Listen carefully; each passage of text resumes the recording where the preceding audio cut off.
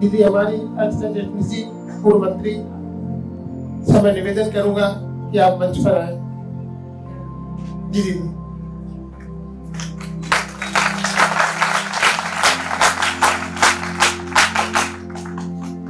हमारी आज की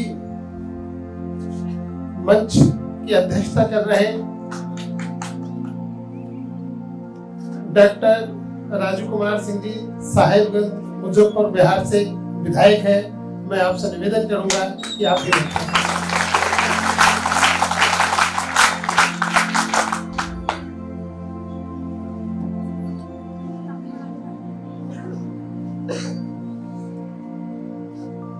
श्रीमती जागृति सिंह जी है, CWC की चेयरमैन है, उनसे भी हमारा अनुरोध है कि वो भी मंच पर पधारें।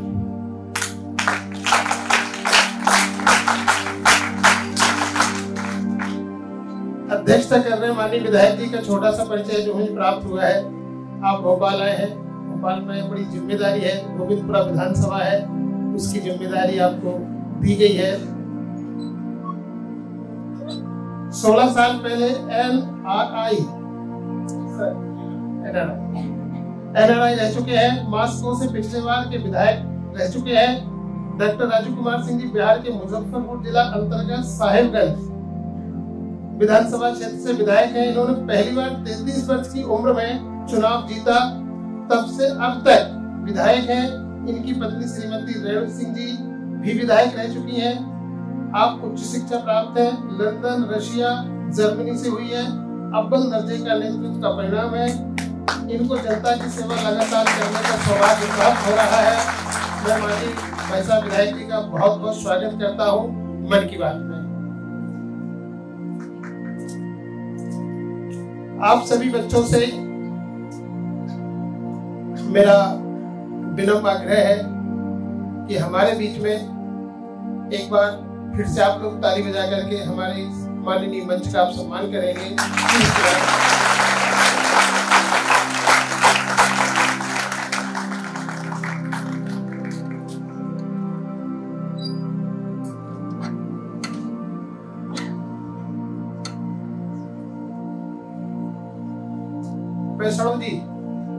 वैष्णवी आप आए और हमारी जो मुख्य वक्ता और मुख्य अतिथि अध्यक्षता कर रहे हैं उनको बैच लगा करके मन की बात का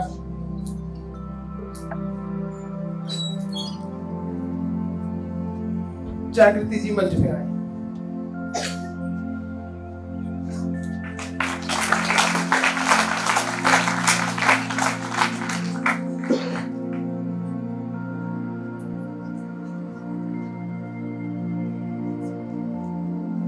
कपिल जी से अनुरोध है कि आप मंच पर आए और माननीय विधायक जी को मन की बात का बैच लगा सकते हैं।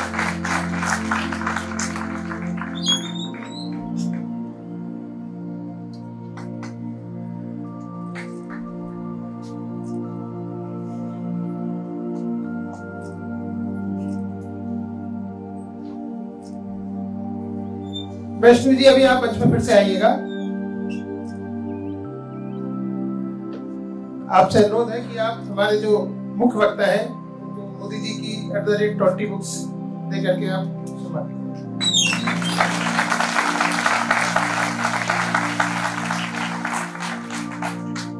कपिल जी से अनुरोध है कि कपिल जी माननीय विधायक जी को ये जो भाई साहब जो बुक से जो लिखी हुई है, ये मोदी जी के 100 एपिसोड जो पूरे हो गए हैं उसका संकलन है, और हमारी जो इंटरनेशनल टॉस्क है उसके जो संयोजक और अध्यक्ष हैं डॉक्टर राघवन शर्मा साहब, उनके द्वारा लिखी गई है। चित्रांश जी से निवेदन है कि आप आए और जागृति सिंह जी को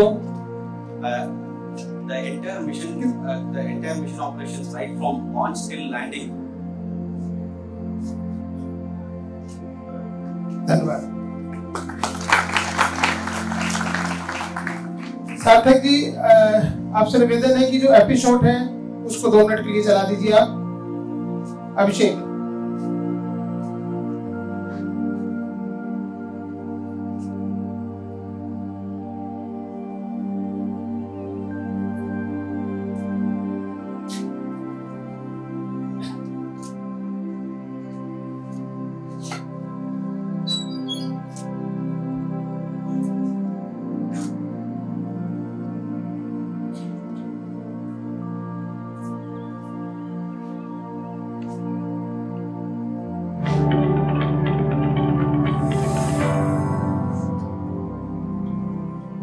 मेरे प्यारे देशवासियों, नमस्कार। आज दीपावली का पावन पर्व है। आप सबको दीपावली की बहुत बहुत शुभकामनाएं। हमारे यहाँ कहा गया है, शुभम करोति कल्याणम आरोग्यम धन संपदा शत्रु बुद्धि विनाशाय दीप ज्योतिर नमोस्तुते। कितना उत्तम संदेश है। इस श्लोक में कहा है, प्रकाश जीवन में सुख, स्वास्थ्य और समृद्धि लेकर के आता है, जो विपरीत बुद्धि का नाश करके सद्बुद्धि दिखाता है। ऐसी दिव्य ज्योति को मेरा नमन। इस दीपावली को याद रखने के लिए इससे बेहतर विचार और क्या हो सकता है कि हम प्रकाश को विस्तार दें, पॉजिटिविटी का प्रसार करें और शत्रुता की भावना को ही नष्ट करने की प्रार्थना करें। आजकल दुनिया के अनेक देशों में दिवाली मनाई जाती है। विशेष बात यह है कि इसमें सिर्फ भारतीय समुदाय शामिल होता है, ऐसा नहीं है, बल्कि अब कई देशों की सरकारें, वहां के नागरिक, वहां के सामाजिक संगठन दिवाली को पूरे हर्षोल्लास के साथ मनाते हैं। एक प्रकार से वहां भारत खड़ा कर देते हैं। साथियों, दुनिया में फेस्टिवल टूरिज्म का अपना ही आकर्षण है।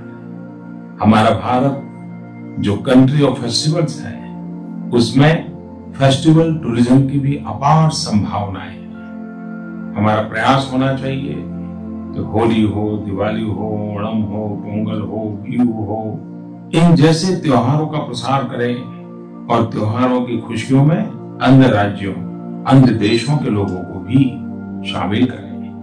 हमारे यहाँ तो हर राज्य, हर क्षेत्र के अपने अपने इतने विभिन्न उत्सव होते हैं, दूसरे देशों के लोगों की तो इनमें बहुत दिलचस्पी होती है। इसलिए भारत में फेस्टिवल टूरिज्म बढ़ाने में देश के बाहर रहने वाले भारतीयों की भूमिका भी बहुत अहम है। मेरे प्यारे देशवासियों, पिछली मन की बात में हमने तय किया था कि इस दीपावली पर कुछ अलग करेंगे। मैंने कहा था, आइए हम सभी इस दीपावली पर भारत की नारी शक्ति और उनकी उपलब्धियों को सेलिब्रेट करें, यानी भारत की लक्ष्मी का सम्मान। और देखते ही देखते इसके तुरंत बाद सोशल मीडिया पर अनगिनत इंस्पिरेशनल स्टोरीज का अंबार लग गया। वारंगल के कोड़ीपाका रमेश ने नमो ऐप पर लिखा कि मेरी मां मेरी शक्ति है। 1990 में 1990 में जब मैं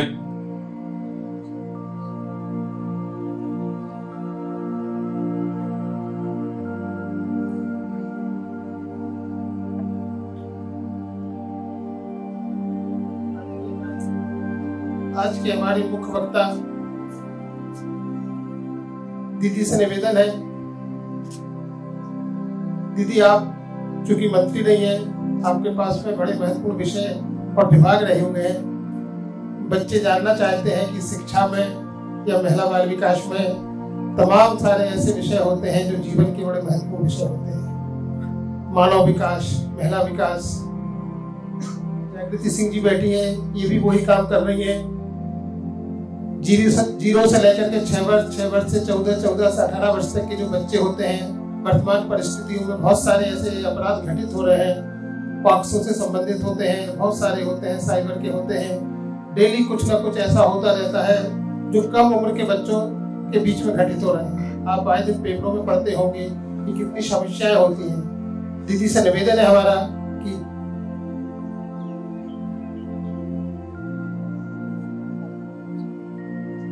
कि आए और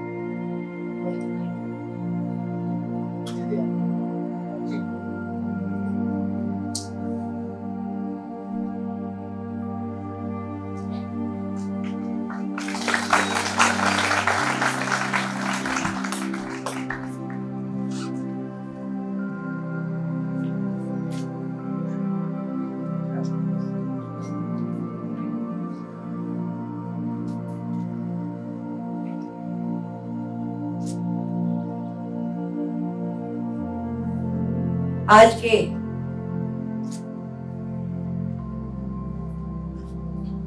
इस मैराथन सेमिनार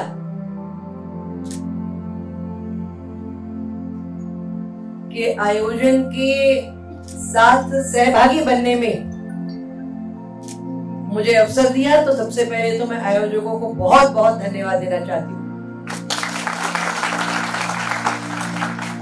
जीवन में बहुत से अवसर आए, बहुत कार्यक्रमों में बोलने गई, बहुत जगह सुनने गई, पर इतना लंबा और इतना वेल ऑर्गेनाइज्ड, इतना सिस्टमैटिक और इतना मीनिंगफुल जो ये प्रोग्राम है, जो कार्यक्रम है, जो आयोजन है, उसके लिए तो मैं कहूंगी कि सबसे पहले सामने बैठे सभी हमारे नौजवान भाइयों ने, बहनों ने, बच्चों ने तालियां बजाकर आयोजकों का स्वागत करना चाहिए, उनका अभिनंदन करना चाहिए, उनका अभिनंदन करना चाहिए। और आज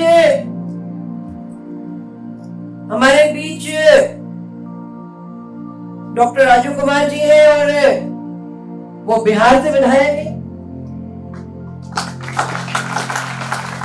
मैं मध्य प्रदेश की होने के नाते से आपका मध्य प्रदेश में भी स्वागत करती हूँ और भोपाल में इस कार्यक्रम में भी स्वागत करूंगा।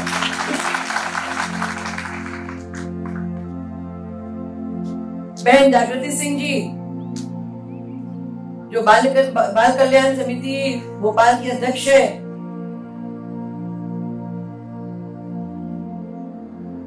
उनकी यह उपस्थिति भी एक प्रकार से भोपाल के बच्चों को इस कार्यक्रम से कनेक्ट करती है।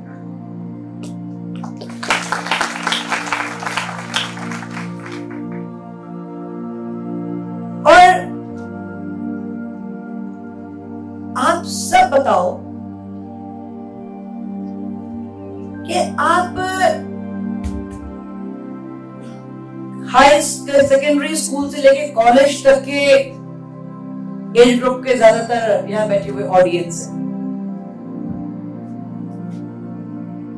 दो बातें मैं आपसे जानना चाहती हूँ, आपसे बात करना चाहती हूँ, बताना चाहती हूँ कि देश का ऐसा कोई प्रधानमंत्री अब से पहले हमने किसी ने नहीं देखा जो लगातार, अब तो ये जो आने वाले 27 का जो मन की बात का कार्यक्रम है वो तो 100 से पार कर हम एपिसोड तक पहुंच गए हैं। कोई सा प्रधानमंत्री इस देश में, क्या किसी भी देश में हुए जो हर महीने अपने देश की जनता से बात करते, और कहने को तो ये मन की बात है, पर आप में से कितने नौजवान इसको सुनते हैं नियमित तौर पर, ये आप अपने आप से पूछो। पर वो बात कहने को प्रधानमंत्री की मन की बात है, पर सच में वो भारत की बात है। सच पूछो तो भारत के अचीवर्स की, उपलब्धियों को करने वालों की बात है, भारत की परंपराओं की बात है, भारत के गौरव की बात है, भारत की आकांक्षाओं की बात है, और बहुत सारी पॉजिटिव, सिर्फ पॉजिटिव, और जो हो चुका, जो हो सकता है, जो होना चाहिए, उसको सबको हमको साथ में जोड़ने की, एक प्रकार से उस कार्यक्रम की दो बातें मैंने लगातार देखी। एक तो उस कार्यक्रम में that there is all positive, और दूसरा there is no politics। प्रधानमंत्री जी के मन की बात में कोई पॉलिटिकल बात ही नहीं होती, और हर बार की बात में मैंने देखा कि वो एक बार भी ऐसी बात नहीं हुई कभी जब उन्होंने एनवायरमेंट की, नेचर की, पर्यावरण की, पानी की, पेड़ की, पहाड़ की, पौधों की, मिट्टी की बात न करी हो। ऐसा एक भी एपिसोड मैंने नहीं सुना, और मैं आपको ये बताने में बहुत गौरवान्वित महसूस कर रही हूँ कि आज तक जब से प्रधानमंत्री जी की मन की बात शुरू हुई है, मैंने एक भी एपिसोड माननीय प्रधानमंत्री जी की मन की बात का सुनने से आज तक कभी भी एक बार भी छोड़ा नहीं। शायद ये आयोजकों को पता लगा होगा, और उन्होंने मुझे इसीलिए उपयुक्त समझा होगा यहाँ बुलाने के लिए। और आपने सुना, इन्होंने थोड़ा सा एक क्लिपिंग दिखाई मन की बात की, जिसमें प्रधानमंत्री जी कह रहे हैं कि हम दिवाली को देश की महिलाओं को समर्पित करें, और वो बता रहे हैं कि कोई कह रहा है कि मेरी मां भारत की लक्ष्मी है, कोई कह रहा है कि मेरी बेटी भारत की लक्ष्मी है, और कोई कह रहा है कि देश के लिए लड़ने वाली, किसी देश के लिए कुछ काम करने वाली के बारे में वो बता रहे हैं कि ये भारत की लक्ष्मी है। और आप सब जो यहाँ बैठे हैं, वो भारत की लक्ष्मी का अर्थ है कि भारत के लिए, देश के लिए, हमारे लिए कौन सबसे इम्पोर्टेंट आपको लगता है महिला है आपके जीवन में, समाज के जीवन में, आसपास के जीवन में, ये कौन कह सकता है? ऐसी बात की कल्पना ही कौन कर सकता है? ऐसी बात की कल्पना कोई भारतीय ही कर सकता है कि कोई त्योहार, देश का सबसे बड़ा त्योहार, देश के प्रधानमंत्री कहे कि ये भारत की महिलाओं को हम इस त्योहार को समर्पित करेंगे। ये कल्पना ही भारत की कल्पना है। और मुझे ये सब बात को सुनते हुए, जब वो कह रहे हैं कि भारत की महिलाओं के बारे में बात कर रहे हैं, तो ये बताओ, ये कविता एक है बड़ी सुंदर सी, रानी लक्ष्मीबाई पर किसने लिखी है? बड़ी पॉपुलर कविता किसने लिखी? सबसे पॉपुलर कविता सुभद्रा कुमारी चौहान जी की जो कविता है, उसकी छोटा सा मैं कुछ लाइन आपके साथ बांटना चाहूंगी। तेरा स्मारक तू ही होगी, तू खुद अमर निशानी थी, बता गई, पथ दिखा गई, हमको जो सीख सिखलानी थी। बुंदे लेहर हमने सुनी, खूब लड़ी मर्दानी वो तो।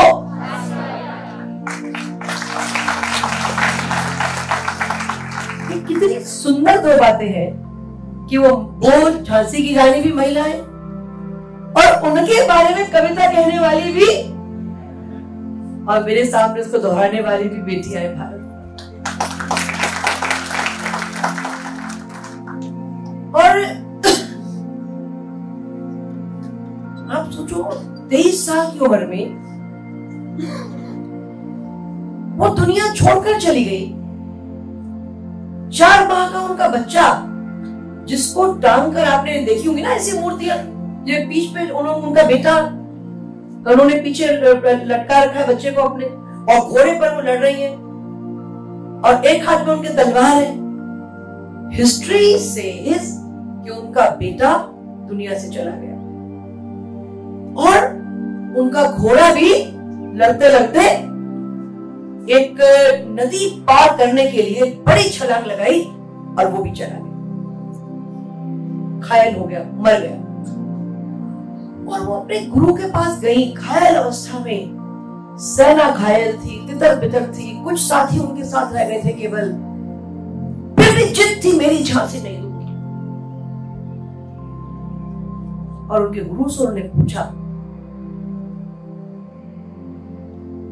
गुरुजी मेरा सेना,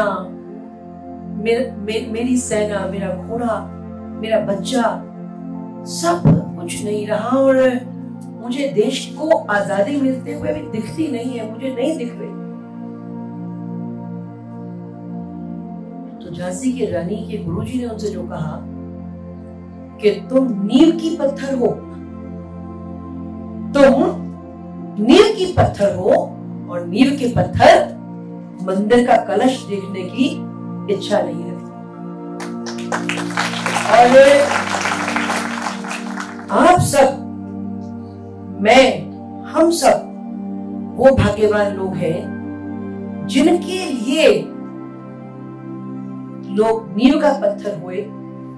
इसी महीने में सुखदेव की, राजगुरु की, दोनों की को हमने याद किया और ये नींव के पत्थर हुए, इसलिए हम मंदिर का कलश देखने वाली पीढ़ी हम सब यहाँ पर बैठे हुए। हमने भारत के अमृत काल में जन्म लिया है। हम भारत के इस अमृत काल में अपना अपना योगदान देने के लिए तैयार हैं, तत्पर हैं।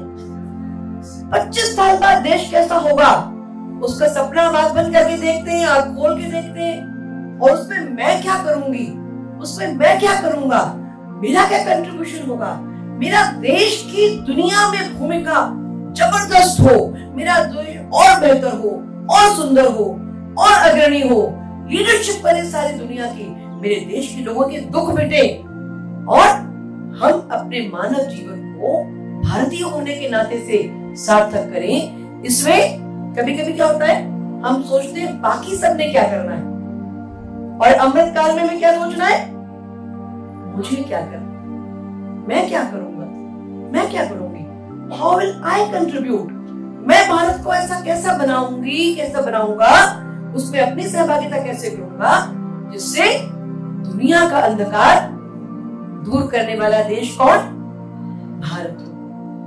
भा का मतलब ये ज्ञान, भा का मतलब है प्रकाश, और जो देश सतत ज्ञान में रत हो, प्रकाश से परिपूर्ण हो, वही तो दुनिया का अंधकार मिटाएगा ना।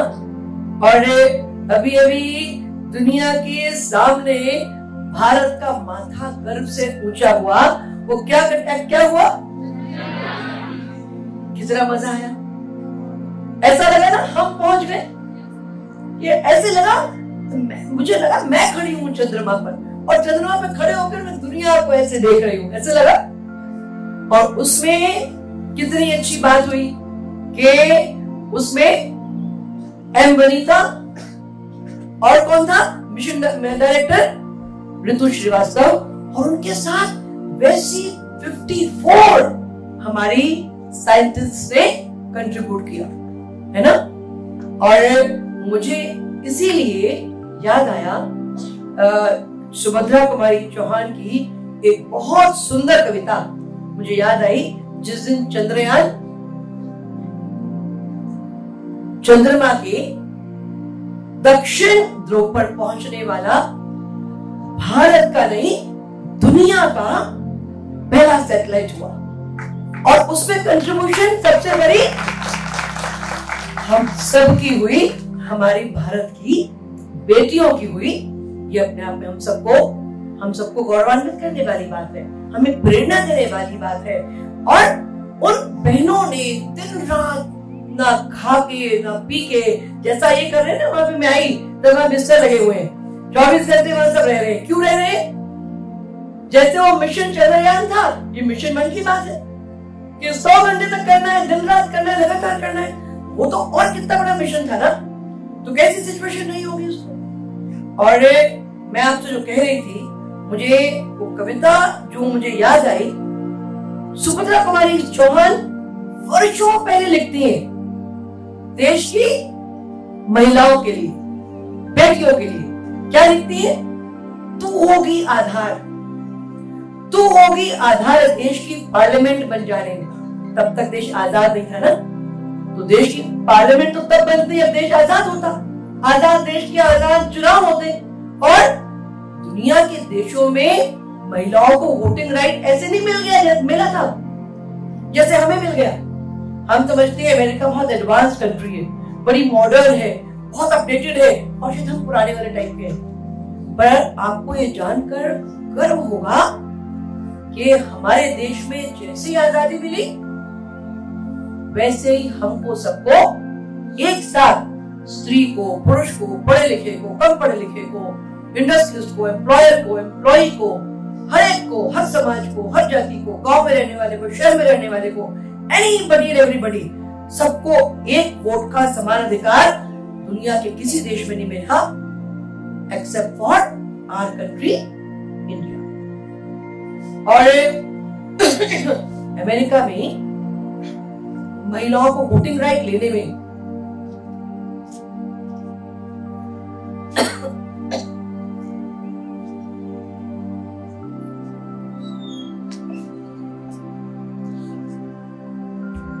कितने साल लगे होंगे? आपको किसी को पता है? कोई अंदाजा है?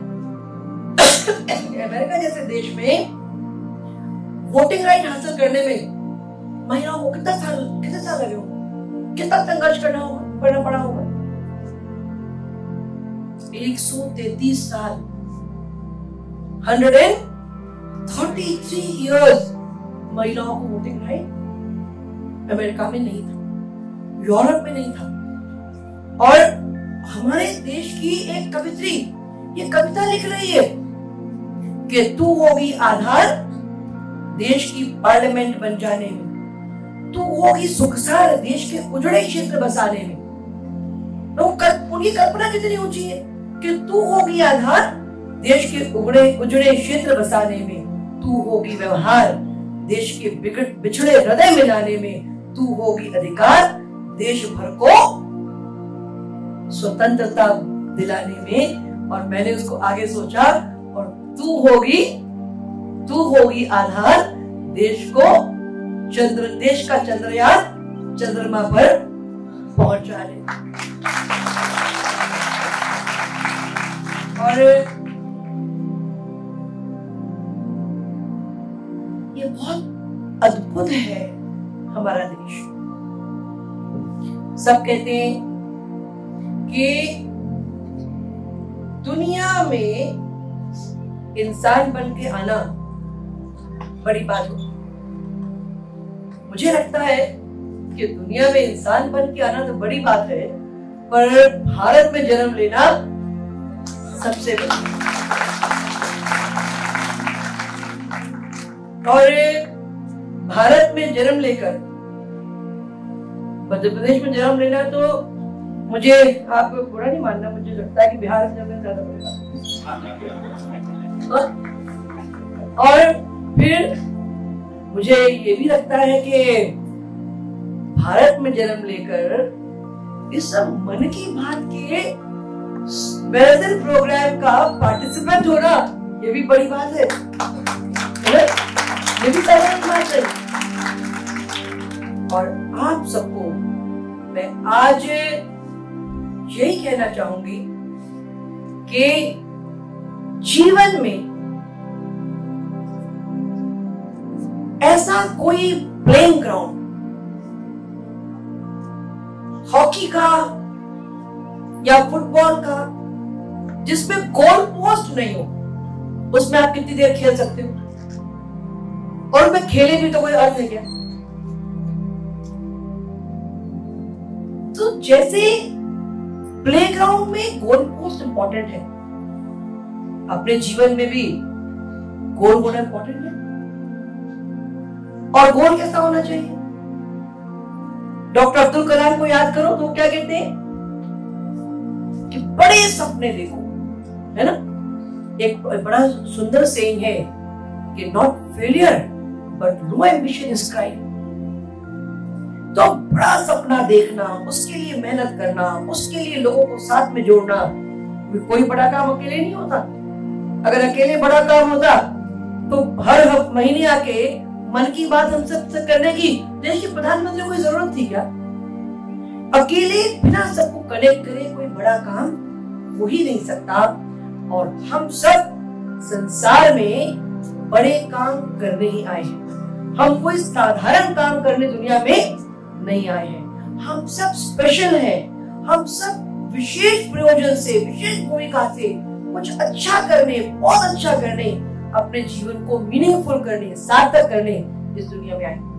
और आज के इस कार्यक्रम में हम सब ने आकर अगर ये संकल्प ले लिया, अगर ये सोच लिया, अगर ये प्लान कर लिया कि आज के बाद मेरे जीवन को दिशा सुनिश्चित तौर पर तय करना मेरा पहला अपने आप के प्रति, अपने परिवार के प्रति, समाज के प्रति, देश के प्रति रोल है कि मैं तय करूंगी कि मेरे देश की दिशा क्या हो। अगर कोई मिसाइल हो या चंद्रयान हो या कोई भी छोटा बड़ा साधन हो जिसकी दिशा नहीं हो और वो अगर मिसगाइडेड है तो सैटेलाइट है, मिसाइल है, उसका कोई अर्थ है क्या? तो जीवन में एक गाइडेंस, एक डायरेक्शन, एक गोल, एक समझ की क्लैरिटी कि this is what I can do the best और ये मैं करूंगा। और ये सब करते हुए हमें कंपटीशन रखनी है, पर किससे रखनी है? कहते नहीं, ये तो कंपटीशन का जमाना है, तो कंपटीशन किससे हमारी? अपने आप से, किसी से, अपने आप से, खुद से और बेहतर होना, और बेहतर होना, और बेहतर होना। यही एकमात्र तरीका है आगे बढ़ने का, प्रगति का, प्रोग्रेस का। और इसे हमें अपने स्वभाव में डालना मुझे लगता है कि बहुत जरूरी है। और आज आप सबसे बात करते हुए मैं सच में अपने आप को गौरवान्वित महसूस कर रही हूँ। वैसे मैं काफी साल पहले मैं असिस्टेंट प्रोफेसर थी और मैं ज़ूलॉजी पढ़ाती थी। और उस समय ऐसे यंग बच्चों से रोज मिलना होता था और मैं ये सोचती थी कि ये जो टीचर्स हैं, जो प्रोफेसर्स हैं, ये हमेशा यंग क्यों रहते हैं? ये बूढ़े क्यों नहीं होते? ये हमेशा यंग रहते हैं, हमेशा स्पिरिट में रहते हैं। तो मुझे उसका ये आंसर मिला, ये हमेशा यंग लोगों में रहते हैं और जो हमेशा यंग लोगों में रहेगा ना वो बूढ़ा बूढ़ा नहीं होने वाला। इसलिए मेरे लिए तो ये आज का जो यहाँ उपस्थिति है आप सबके बीच में, ये बहुत इंस्पायरिंग है, ये बहुत एनर्जी देने वाली है और ये अपने आप को यंग, एनर्जेटिक, डायरेक्टेड महसूस कराने वाली है। और मुझे यही लगता है कि हम सबके मन की बात अगर चाहे हो अलग अलग पर उसकी दिशा एक हो, तो हमारे सबके मन की बात हमें और हमारे देश को और दुनिया को एक एप्रोप्रिएट जगह तक ले जाने के लिए बहुत उचित होगी, आवश्यक होगी। ऐसा मुझे बहुत गहरा, अपने आप से बहुत ही गहरा लगता है। अब बात क्योंकि हमारी शुरुआत में हुई थी कि प्रधानमंत्री जी ने कहा कि इस दिवाली को हम महिलाओं को डेडिकेट करेंगे, ये बात हुई थी ना। और साथ में ये बात हो रही है हमारी कौन से महीने में? अगस्त के महीने। अगस्त का महीना कैसे इंपॉर्टेंट है? देखो ये कितना सुंदर सुयोग है कि अगस्त के महीने में ही आता है हमारा इंडिपेंडेंस डे और अगस्त के महीने में ही क्या आता है? रक्षाबंधन। और रक्षाबंधन और इंडिपेंडेंस डे साथ साथ आता है। कुछ ईश्वर की योजना से अगर ये आता है तो ये दोनों का साथ में आना फालतू नहीं है, इसके पीछे कुछ कारण है। और आप सब अलग अलग उम्र के यहाँ पर एक ब्रॉड स्पेक्ट्रम के ऐसे सब यहाँ पर लोग बैठे हुए, और मैं आपको सरदार भगत सिंह जी के और अशफाक उल्लाह खां के जिंदगी की एक दो बात आपसे मुझे आपके साथ बांटना मुझे बहुत जरूरी लगता है। और ये बात जो मुझे आपके साथ बांटना है वो आपको ये पता है कि नहीं कि कब किस दिन हुई थी उनकी शहादत, उनको फांसी कब लगी थी, किस तारीख को? 23 मार्च को। पर प्लान डे था 24 का, और अंग्रेज उनसे इतने डरे हुए थे कि जिस दिन इनको फांसी लगेगी, किस किस को लगनी थी? भगत सिंह, सुखदेव और राजगुरु। जिस दिन लगेगी उस दिन इस देश में कोहराम हो जाएगा। उन्होंने नॉर्मली वो बहुत ऐसा हिपोक्रेसी ड्रामा करते थे कि हम तो कानून से चलते हैं, नियम से चलते हैं। उन्हें एक दिन पहले भगत सिंह जी वाज हैंग्ड।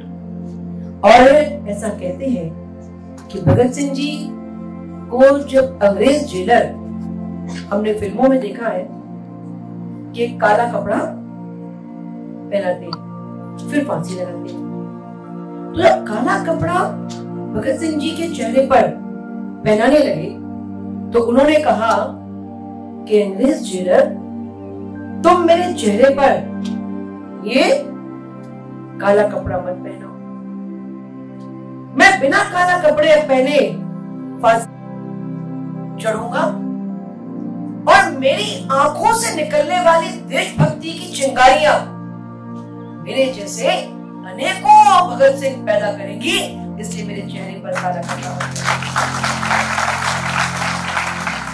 वो चिंगारियां देशभक्ति की, देश प्रेम की, देश के लिए कुछ कर गुजरने की हमारी आंखों में से दिखना ही चाहिए, निकलना ही चाहिए। नहीं तो ये सारा सैक्रिफाइस इस देश को बनाए रखने का, इस देश को आगे बढ़ाने का, इस देश को मजबूत करने का, जिन्होंने भी अपना अपना अपना अपना कंट्रीब्यूशन भिन्न भिन्न वॉक्स ऑफ लाइफ में किया, वो तभी सार्थक है जब हम बैटन को, रिले रेस का हम पकड़ाते हैं ना, एक दूसरे को डंडा पकड़ाते हैं, अपनी आगे चलती जाती है। तो ये बैटन जो है ये पीढ़ी दर पीढ़ी दुनिया में किसी देश में इतना लंबा नहीं चला। जितनी पुरानी सभ्यताएं थी सब खत्म हो गई, और वो आपने सबने सुना होगा, यूनान, मिस्र, रोमा सब मिट गए जहां से। कुछ बात है कि हस्ती मिटती नहीं हमारी। वो कुछ बात क्या है? वो कुछ बात हमारी भारतीयता है। वो कुछ बात समय के साथ हम कैसे, हम नित्य नवीन और चिर प्राचीन, हमको नई चीजों को अडैप्ट करना आता है, नई चीजों को सीखना आता है, नई चीजों को आगे बढ़ाना आता है, और अपनी परंपराओं को, अपने रूट्स को साथ साथ में संभालना भी आता है। और इसलिए हमारे देश में ये सबसे अच्छी तरह सूट करता है कि we should stand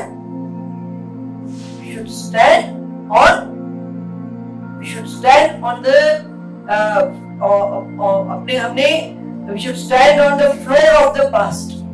हमने पास्ट के जमीन पर खड़ा होना चाहिए, with the heart in the present and eyes on the future। हमने ऐसा होना चाहिए कि हमने पुराने जमाने में जिएंगे तो दुनिया नहीं चलेगी, पर अपने अतीत को भूलना भी नहीं चाहिए। हमने अपने अतीत की जमीन पर खड़े होकर वर्तमान में अपना हृदय, अपना दिल, अपनी सोच को रखते हुए हमारी दृष्टि भविष्य की ओर होना चाहिए। और ये भी स्वभाव हमारे देश का है जो पास्ट, प्रेजेंट और फ्यूचर को एक साथ पिरोकर जीना जो जानता है वो देश हमारा है, जो हम एक साथ युगों को जोड़ते हुए हम जी सकते हैं, आगे बढ़ सकते हैं। वो क्षमता हमारी है और वो क्षमता हमारी बनी रहे, ये भी हम सबको अपने देश की परंपराओं को संभालते हुए दुनिया में जो कुछ अच्छा है, लेटेस्ट है, और मॉडर्नाइजेशन यानी वेस्टर्नाइजेशन नहीं, इसको भी हमें दिमाग से अपने कहीं ना कहीं अप्रोप्रिएट तरीके से सोचना आना चाहिए कि हमें कभी कभी क्या लगता है, क्योंकि लंबे समय हम अंग्रेजों के गुलाम रहे ना, तो एक मन में लगता है कि मॉडर्नाइजेशन और वेस्टर्नाइजेशन सिनोनिम्स है, जबकि सिनोनिम बिल्कुल भी नहीं है, ये बिल्कुल भी सिनोनिम नहीं। हम किसी भी कंट्री को ना कंडेम करना चाहते हैं, ना किसी कंट्री की मानसिकता में अपनी मानसिकता को किसी और देश के साथ हम गुलाम करना चाहते हैं। और आप सबको भी ये पता होगा कि अभी एक नया वर्ड वोकैबुलरी एक साथ अभी हमारे कुछ पिछले एक दशक से है, नॉलेज सोसाइटी। और हमारी तो नॉलेज सोसाइटी स्वभाव से रही।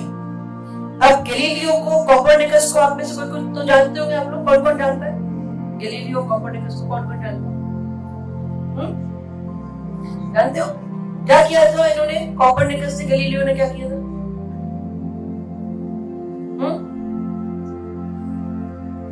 क्या किया था इन्होंने? इन्होंने टेलीस्कोप को इजाद किया और टेलीस्कोप से आसमान में देखा, और आसमान में देखा और कहा कि ये हम गलत समझते हैं कि बाइबल में लिखा था कि ये जो पृथ्वी है ये दुनिया का केंद्र है और बाकी सारे ग्रह इसके आसपास घूमते।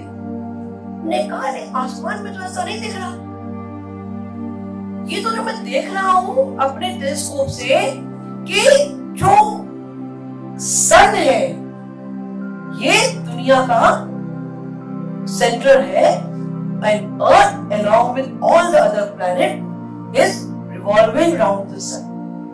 तो जब उन्होंने कहा तो इससे गुस्सा आ गया। किसको आ गया गुस्सा? चर्च को। और उन्होंने उनको पनिश करा, उनको घोड़ा पहनाकर नील डाउन करके उनको सॉरी बोलना पड़ा कि मैंने जो कहा है वो गलत। पर भारत नॉलेज सोसाइटी कैसा है कि भारत में कभी किसी गैलीलियो को उसकी साइंटिफिक इन्वेंशन पर किसी ने पनिश नहीं करा। हमने सत्यान्वेषण, सत्य को सब तरफ से अपने पास आने दिया। ये ब्रॉड माइंडेडनेस, ये ओपन माइंडेडनेस, ये एक्सेप्टेबिलिटी, मैं आपसे राजी नहीं हूं लेकिन फिर भी मैं आपकी बात का नाराजी रहते हुए भी मैं आपका डिसरिस्पेक्ट नहीं करता हूं। ये है एक इंडियननेस का एक बहुत बड़ा नेचर का पार्ट, हमारे स्वभाव का, कि हम किसी के साथ डिसएग्री करते हुए भी उसका डिसरिगार्ड नहीं करें। और भारतीय पर्सनालिटी का, कैरेक्टर का ये स्वभाव हमने अपने अंदर बना के रखना चाहिए। ये मैं आप सबको बहुत जिम्मेदारी से कह रही हूँ। और मैंने आपसे अभी पूछा था कि ये 15 अगस्त वाला महीना, और 15 अगस्त क्या है? इंडिपेंडेंस डे, स्वतंत्रता दिवस। अब इस स्वतंत्रता का नियरेस्ट पॉसिबल वर्ड क्या है? निकटतम पर्यायवाची स्वतंत्रता का क्या है? और आजादी, स्वतंत्रता, और मैं बोलूं क्या? आप एक जानने का चांस ले लो। नहीं, निकटतम पर्यायवाची स्वतंत्रता। मुझे लगता है आजादी का या स्वतंत्रता का निकटतम पर्यायवाची है जिम्मेदारी। अगर आप एक जिम्मेदार इंसान है, स्वतंत्रता का मतलब है टू बी रिस्पॉन्सिबल, जिम्मेदार होना अपने ड्यूटीज के लिए, अपना अब मैं क्या बेस्ट कर सकता हूँ, कर सकती हूँ, मैं करूंगा। हमें स्वतंत्रता क्यों चाहिए थी? एक एमएलए भारतीय बन जाए इसलिए? वो तो कुछ रिप्रेजेंटेटिव सब भी बन जाते थे भारतीय। हमारा चीफ मिनिस्टर और हमारे प्राइम मिनिस्टर इंडियन बने, वो एक बड़ा काम बात है। हमारे शासक हमारे देश के हो, लेकिन स्वतंत्रता हमें क्यों चाहिए थी? ताकि हम अपनी जिम्मेदारियों को बेहतर तरीके से निभा सकें। हम एक रिस्पॉन्सिबल इंसान और एक रिस्पॉन्सिबल सोसाइटी है और उस रिस्पॉन्सिबिलिटी को अपने देश की तरक्की प्रगति को चरम पर ले जाने की हमें जिम्मेदारी और उस जिम्मेदारी को निभाने का अवसर मिले। हम भारतीयों के अवसर अपने देश के प्रति समाज के लिए कुछ कर गुजरने के वो अवसर कोई दूर बैठा आदमी या कोई दूसरे देश का शासक हमें अपने अच्छे कामों करने से रोक न दे।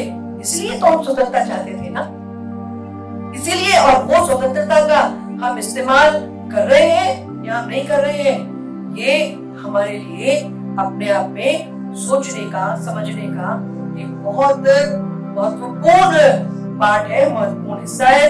और आज मैं आप सबको एक छोटा सा प्रश्न जो मुझे मेरे बेटे ने किया था जब वो क्लास 3rd में था, वो मैं आपके साथ में बांटना चाहती हूँ, क्योंकि वो सबसे कठिन प्रश्न मुझसे अब तक के जीवन में पूछा गया प्रश्नों में से था। मेरा बेटा एक दिन वो स्कूल से आया, मैं उसे खाना खिला रही थी और मेरे से वो पूछता है कि माँ एक बात बताओ कि ये जो सीता माता है ये भगवान है क्या? मेरे को समझ नहीं आया ऐसा क्यों बोल रहा है बच्चा, मतलब तुम ऐसे क्यों पूछ रहे हो, तुम क्या सोचते हो? वो कहता है मुझे नहीं लगता कि वो भगवान है। मुझे बड़ा बुरा लगा कि मेरा बच्चा ऐसी कैसी बातें कर रहा है। मैंने फिर तुम्हें क्या लगता है? कहता मुझे लगता है कि राम जी भगवान थे और जो माता सीता है ना ये भगवान की वाइफ थी। और तकलीफ हुई कि यार ये तो बहुत ही जेंडर बायस वाला बच्चा है, पैदा हो गया अपने घर में। और मैं बोला कि नहीं बेटा ऐसा नहीं है, नहीं आप सोचो खुद। वो कहता है कि राम जी भगवान थे, वो गए और रावण से लड़े और माता सीता को छुड़ा के लिया। अगर सीता माता भी भगवान होती तो क्या राम जी की वेट करती रहती? वो रावण को खुद मारती और वो छूटकर आ जाती वो भगवान राम जी के पास। तो मां मुझे लगता है तो भगवान की वाइफ थी और मुझे इमीडिएटली उसका उत्तर उसको मैंने जो दिया, मैंने कहा कि राम जी भी भगवान थे और माता सीता भी भगवान थे और राम जी भी अकेले जाके रावण को मार के आ सकते थे, पर उन्होंने बुराई से अच्छाई को जीत हासिल करने के लिए उन्होंने क्या किया? सब समाज को इकट्ठा किया, वनवासियों को इकट्ठा किया और कस्बों में रहने वालों को इकट्ठा किया, अलग अलग वर्गों को इकट्ठा किया कि समाज में सच्चरित्र अच्छा कैरेक्टर जो है वो प्रीडोमिनेंट रहना चाहिए और बुराई से सबसे मिलकर लड़ना चाहिए। तो राम जी ने क्या किया कि रावण को मारने का श्रेय अकेले न लेते हुए सारे समाज को, और सीता माता ने क्या किया? वो भी अकेले आ सकती थी, पर उन्होंने क्या किया? उन्होंने ये श्रेय समाज को और अपने पति को दिया और वो अकेले अपने आप को सुरक्षित उन्होंने रावण के राज में, लंका में, अशोक वाटिका में अकेले जो अपने आप को इतने लंबे टाइम सुरक्षित रख सकती थी, वो तो उनको लड़के मार के भी आ सकती थी। और इसलिए लीडरशिप जो है वो किसमें है?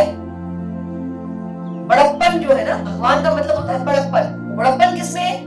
बड़प्पन श्रेय लेने में नहीं, श्रेय देने में है। और जो समाज या परिवार श्रेय देता है वो समाज या परिवार निश्चित तौर पर आगे अच्छी तरह बढ़ता ही है। और मुझे लगता है कि मेरा समय के पूरे होने के बाद मैं तो इनसे बात कर सकती हूँ सुबह तक भी, पर आप मुझे बताना कितना मिनट में चुप करो। अब स्वामी विवेकानंद को सब जानते हैं, उनके फादर लॉयर थे बड़े, पर अचानक से डेथ हो गई और वो 4 भाई बहन, और उनकी कमाई बंद हो गई जैसे पिताजी चले गए। माँ दूसरों के घर में काम करके बच्चों का पेट पालने लगी। एक बार 2 दिन से घर में कुछ भी नहीं था खाने, और माँ जिनके घर गई, उन्होंने जिनके काम करती थी, उन्होंने 4 आलू दिए, और माँ और बच्चे मिला के कितने लोग थे? 5। जब वो आई थैली लेकर, तो बच्चों ने देखा हड़बड़ाकर कि थैली में, तो देखा बच्चों ने कि आलू है 4। माँ ने नमक के पानी में आलू वाले, और अंधेरे में शाम हो गई थी, बच्चों को लेके गोला करके बैठे। और बच्चों ने क्या किया? सबने अपनी अपनी कटोरी में पानी ले लिया और आलू छोड़ दिया। माँ के पास जब पतीला आया, पूरा चारों बच्चों के पास घूमकर, तो 4 आलू रखे थे। तो माँ ने कहा कि तुमने आलू ले लिए। तो बच्चों ने देख लिया था कि आलू एक कप है, और मैंने आलू लिया तो मेरी माँ भूखे रह जाएगी।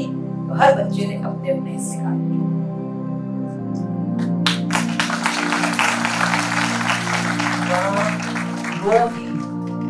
और उन्होंने भगवान के आगे जाके हाथ जोड़ के कहा कि जिस परिवार में इतने छोटे बच्चों में इतना प्रेम और त्याग की भावना है, उस परिवार को भगवान बहुत दिन तक परेशान नहीं कर सकते। और मैं यहाँ सबसे कहना चाहूंगी, हमारी अल्पसंख्यक बहनें भी यहाँ बैठी हैं, कि ये देश दुनिया का सबसे अच्छा देश है, और यहाँ पर हम सब साथ मिलकर, हमारे प्रधानमंत्री जी क्या कहते हैं? सबका साथ, सबका प्रयास, सबका विकास, सबका विश्वास।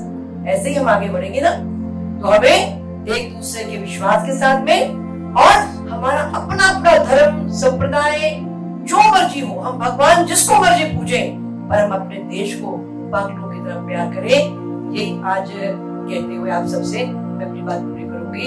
आप सबने मुझे सुना, आपने मुझे बुलाया, इसके लिए बहुत बहुत धन्यवाद।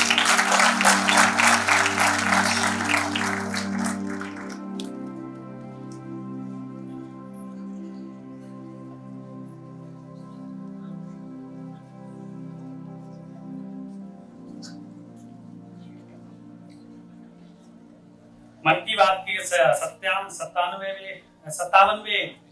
एपिसोड में, या 57वीं पुष्प या कड़ी में, जो पुष्प आपको श्रवणीय था, वो निश्चित रूप से भारतीय समरसता का, भारतीय